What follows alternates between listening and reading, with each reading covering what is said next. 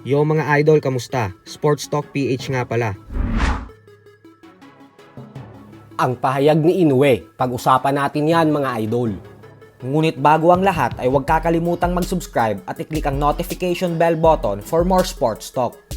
So bagamat nga po humihingi na ng tulong ang ating pambato na si former 3 Division World Champion Angas ng Pinas, General Casimero sa ating pambansang kamao Manny Pacquiao para lang makasagupa ang current undisputed super bantamweight world champion Japanese monster na Oya Inoue, ay mukhang wala na nga pong makakapagpabago pa ng desisyon ni Inoue. Ito po ay dahil sinabi mismo ni Inoue na bakit niya naman daw lalabanan si Casimero, wala naman daw itong titulong hawak. Kaya naman sayang lang daw ng oras at panahon niya dito. Dahil po dito ay sumagot ang mga fans ni Casimero na yung mga huling kinalaban din naman daw ni Inoue ay wala din naman umanong mga titulo na hawak ang mga ito.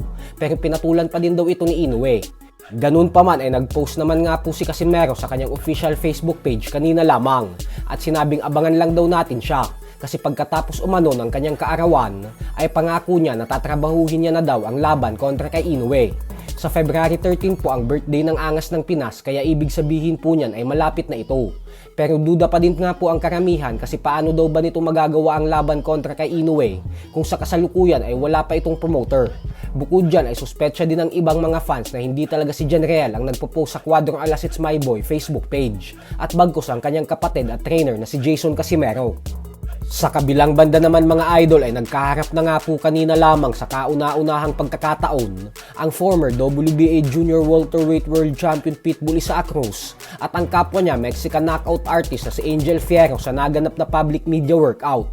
Nakatakda pong magtuos ang dalawa ngayong darating na linggo kung saan kating-kating ng makabawi at makabalik sa pagkapanalo si Pitbull matapos ng kanyang hindi inaasahang pagkatalong nalasap sa heavy underdog na si Jose El Rayo Valenzuela 5 buwan pa lamang ang nakakalipas.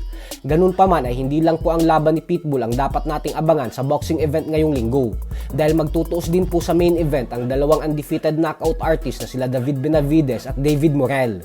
Habang sa undercard naman ay magaganap din ang bigating rematch sa pagitan ng former Unified Super Bantamweight World Champion Stephen Fulton at current WBC Featherweight World Champion Brandon Figueroa. Sa una nilang pagtutuos noong taong 2021 ay naging matagumpay si Fulton matapos siyang talunin via majority decision. Kaya naman gigil na din talaga si Figueroa na mabawi ang pagkatalo niya kay Fulton. So hanggang dito na lang po muna tayo mga idol.